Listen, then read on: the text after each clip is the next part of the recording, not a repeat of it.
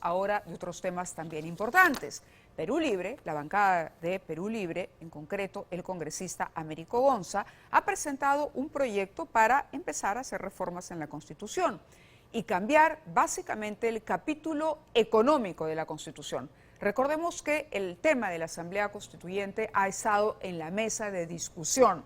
Está con nosotros esta noche no solamente el autor del proyecto, sino también el constitucionalista Lucas Gersi, quien ha sido uno de los promotores de esta recolección de firmas para no hacer cambios en la Constitución de alguna manera o evitar la formación o conformación de una Asamblea Constituyente. Bienvenidos ambos, gracias por estar con nosotros esta noche.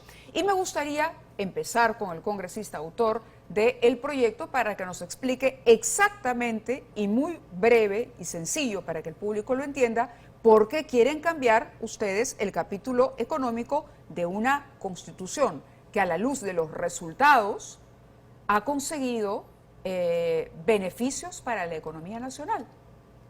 Buenas noches, en primer lugar, gracias por la invitación del pueblo peruano. Y quiero empezar con algo que va a graficar por qué es lo que nosotros estamos proponiendo un cambio de Constitución. Dicho sea de paso, hemos expuesto en un primer momento los fundamentos del cambio del capítulo económico, es sin perjuicio de que se trabaje y se impulse la nueva Constitución para un cambio total.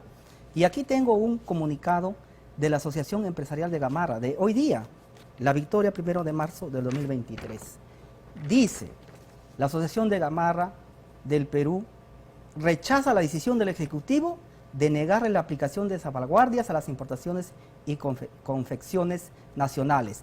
Y dice que con esta medida que ha tomado la señora Dina Boluarte, se va a perjudicar 1 millón de peruanos de puestos de trabajo. Pero eso no tiene que ver necesariamente con el capítulo económico, Por supuesto que tiene que ver, porque nosotros proponemos un capítulo económico con un Estado que regule, un Estado que proteja la producción nacional, un Estado que fiscalice y un Estado que priorice las demandas sociales, en que ahora en esta Constitución le da poderes absolutos a un libre mercado donde el grande se come al pequeño. Pero bueno, básicamente los cambios que ustedes proponen es para tener un Estado mucho más grande y un Estado que pueda participar de la actividad como empresario, si cabe. ¿Por qué no es conveniente en este momento, Lucas, impulsar un cambio del capítulo económico? ¿Cuáles son los argumentos que defienden a este capítulo económico? Cómo no. Muy buenas noches, Mávila. Muy buenas noches, Américo. Muy contento de estar acá en la mesa, ¿no? Digamos, ¿cómo se organiza toda sociedad moderna? Las sociedades no se organizan políticamente, sino que se organizan económicamente. ¿Cómo es que se determina qué producir, para quién producir? No es que el presidente ordena, ¿no? Tú produces esto, sino que los países se organizan a través de los mercados. Y los mercados hoy en día no son una islita, sino que son mercados globalizados. Entonces, ¿el mercado qué cosa es? Es como una gran encuesta, donde la gente vota con sus decisiones y los productos que más les gustan a la gente triunfan, los productos que no le gustan a la gente fracasan, y el mercado es lo más democrático del mundo. Y el mercado es lo único que genera riqueza. Entonces, cuando yo leo el proyecto de Américo, la verdad que yo siento miedo, porque este es un proyecto, Américo, disculpa que te lo diga en estos términos, sin lógica económica. Es un proyecto carente de lógica económica. ¿Por qué? Rápidamente. Corrígeme, Américo, si me equivoco, pero tu proyecto plantea que se trate de manera discriminatoria al inversionista extranjero. Propone que el inversionista nacional tenga unas reglas y el extranjero otras reglas. Eso va en contra de todos los tratados internacionales que ha suscrito el Perú. Si se aprobase ese proyecto, el Perú sería objeto de sanciones por la Organización Mundial del Comercio. El Perú dejaría de ser globalizado, integrado al mundo, se volvería un paria internacional. Y eso haría que seamos un país mucho más pobre. Américo propone que el Estado tenga actividad empresarial, que el Estado intervenga en los contratos. Todo eso significa despilfarrar muchos miles de millones de dólares y significa que el mercado ya no va a poder operar de acuerdo a las decisiones de la gente, sino sobre la base de criterios políticos. Volver a los años 80, a los años 70, a la Guerra Fría, donde el Estado decía el precio de tal producto debe bajar, había un precio artificial y por lo tanto el producto no lo encontrabas en el mercado, había cola para comprar leche, cola para comprar pan. Entonces, Américo, es un proyecto de la Guerra Fría.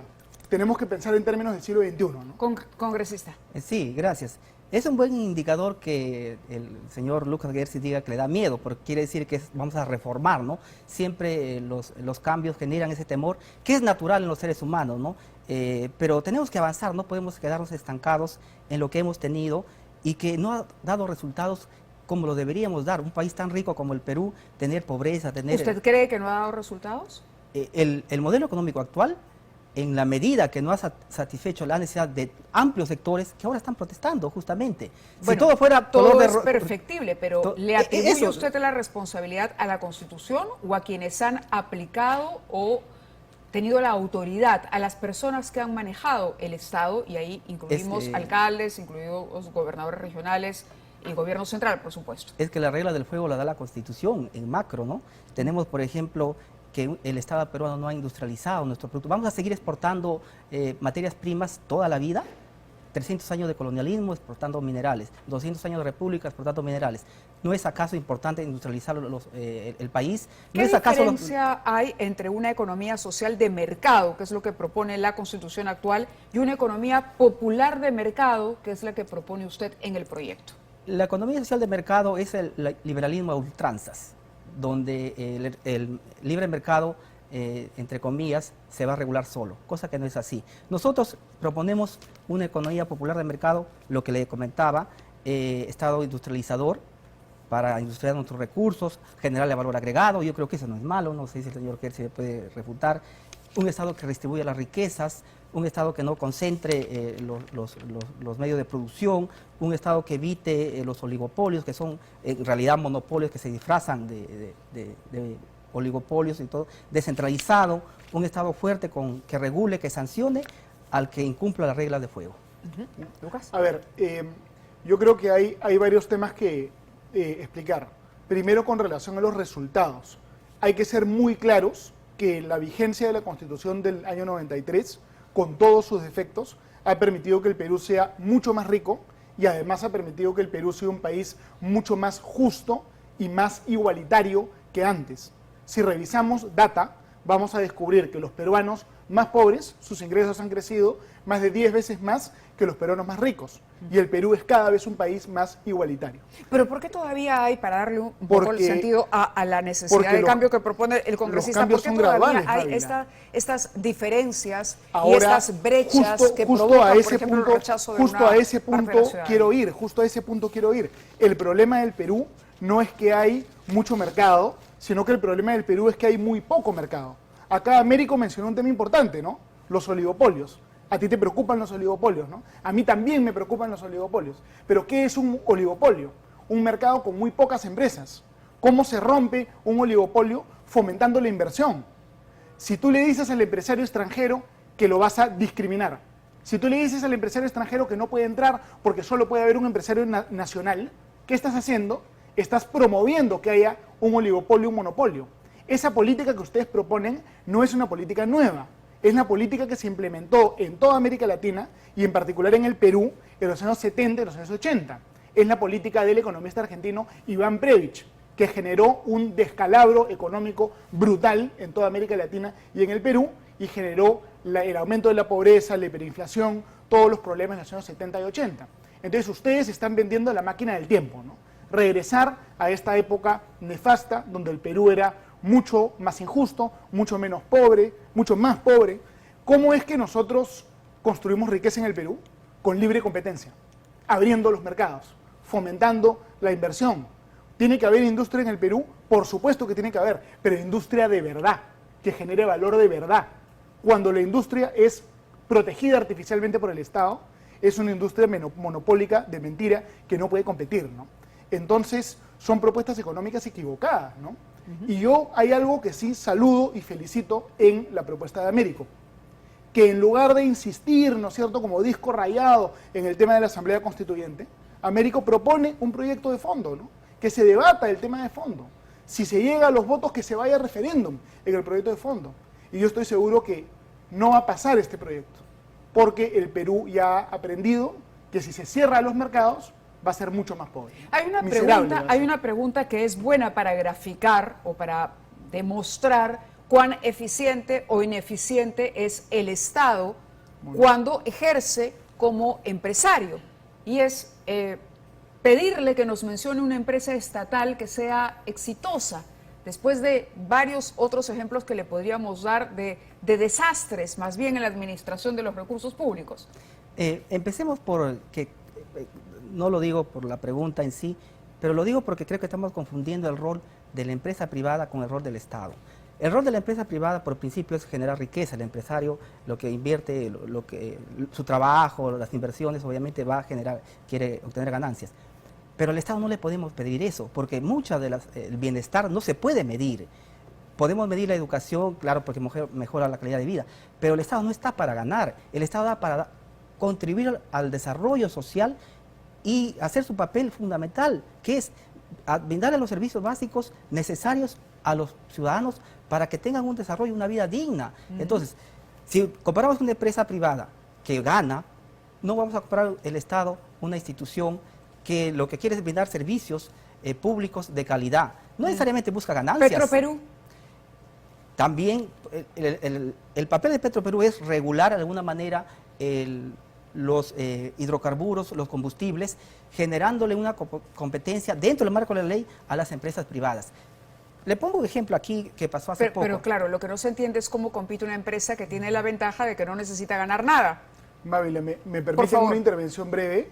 Américo, yo con todo respeto creo que tienes un error conceptual en cómo funcionan los mercados y en cómo funciona la libre competencia. Nosotros sabemos que un producto es bueno cuando la gente lo escoge, ¿no es cierto? Y cuando la gente escoge un producto, ese empresario obtiene riqueza. Es decir, el empresario hace productos buenos, porque si no hace productos buenos, ese empresario quiebra. El Estado, si hace productos buenos, no quiebra. Si hace productos malos, tampoco quiebra. El Estado puede hacer cualquier cosa y nunca va a quebrar. El Estado no tiene la presión del empresario privado para trabajar bien. Como consecuencia de eso, se relaja y trabaja mal. El empresario trabaja con su propio dinero. El Estado trabaja con el dinero de los demás, de los impuestos. Cuando trabajas con dinero de los demás, el incentivo que tienes es hacer un relajado y de repente ser un corrupto, porque es muy difícil que el pueblo te pueda fiscalizar. Entonces, por eso es que las empresas públicas universalmente desperdician, no dan buenos servicios, terminan quebradas. Digamos, sin libre competencia y sin la posibilidad de quebrar, no hay calidad en el producto o el servicio. Por eso es que todo lo que hacían las empresas públicas, nadie lo quería y era de manera calidad. A ver, tenemos 30 segundos para cada uno. Empezamos con el congresista y cerramos con Lucas Hersi. 30 segundos porque el debate realmente es súper interesante y bueno, no se va a agotar esta noche. Pero por ahora, 30 segundos finales. Sí, muchas gracias. Creo que aquí yo diría que el que se confunde es el señor Gersi, porque una cosa es comprar 1 kilo de azúcar, una botella de 1 litro de aceite, y otra cosa es, podemos comprar 1 kilo de salud, podemos comprar 1 kilo de educación. Ahí es cuando digo que el Estado tiene que invertir en sectores estratégicos, no lo vamos a hacer de todo, ¿no? Pero no está prohibido de hacerlo, ojo, no está prohibido de hacerlo, lo está haciendo. Pero tiene que tener mandato imperativo en la Constitución. Ahora lo que está ahí pero debería. Lo tiene. Pero es que tenemos que darle las herramientas, tenemos que darle los recursos también para que lo haga. Porque ¿Y los tiene? Es que la deuda tributaria que deben las grandes empresas, ¿qué es lo que falta para cubrir las brechas en infraestructura, en construir hospitales, carreteras, colegios, en educar a todos los jóvenes? Muchos jóvenes se van a la educación privada porque no tienen la opción de estudiar en una universidad pública. Bueno, yo diría que es al revés, ¿no? Mucha gente y padres de familia se trabajan muy duramente para mandar a los hijos al colegio privado porque no quieren que vayan al colegio público, ¿no? Digamos, en el Perú, el país se ha transformado para bien gracias a la apertura del país al libre mercado. Si nosotros retrocedemos a la política económica de los años 70 y 80, todos vamos a ser más pobres. Y eso sería terrible para nuestro país, ¿no? Lo que tenemos que hacer es construir riqueza. Y Américo, no tiene nada que ver el tema de la deuda tributaria con la Constitución, ¿no? El Estado tiene todas las herramientas para cobrar la deuda tributaria. A veces los temas se judicializan y ese es un tema judicial. Está en los contratos ley, ¿no? No tiene nada que ver con la Constitución. El contrato ley es otro debate, ¿no? Que en la próxima lo podemos plantear. Claro que sí. Respondió el contrato ley a un momento coyuntural que precisamente habían empresas públicas que perdían tanta plata que nadie las quería comprar. Y la gente solo las compró cuando el Estado dio la garantía de los contratos ley. Hoy en día ya podría ser revisable. Progresivamente dejar de firmar contratos ley, ¿no? Muy bien. No los puedes eliminar, porque te vas a arbitraje, pierdes miles de millones de dólares. Muy Pero bien. progresivamente... Al menos los que vienen ya no tener más contrato de ley. De acuerdo, pero saludamos la discusión y el intercambio alturado de ideas, así que quedan ustedes invitados a una segunda oportunidad, a una nueva oportunidad para continuar hablando de estos y de otros temas. Tenemos que ir a una pausa.